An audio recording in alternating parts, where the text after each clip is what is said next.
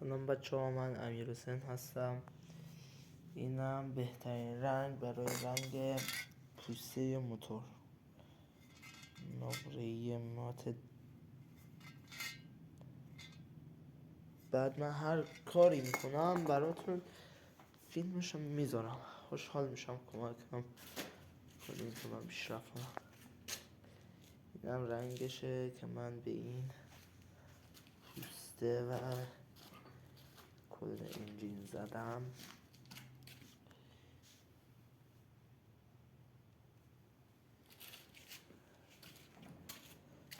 خیلی خوبه، رضای کامل دارم.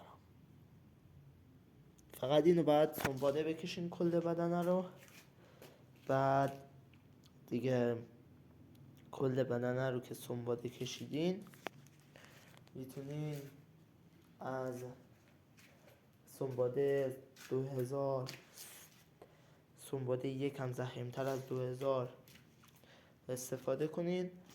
بعد که استفاده کردین از سنباده 2000 اینا، یکم که رنگای روی خود فابریکی رو بردش، از این استفاده کنین. بعد بلغم بهش وصل کنین. اگر نخواستین اشکال نداره، یکم حرارت غیر مستقیم یا مستقیم به صورت خیلی با فاصله پیش بدین که یکم گرما خودشو بگیره، یا زیر نور آفتابی که الان آفتاب طرف ما که داغه بذارین باشه.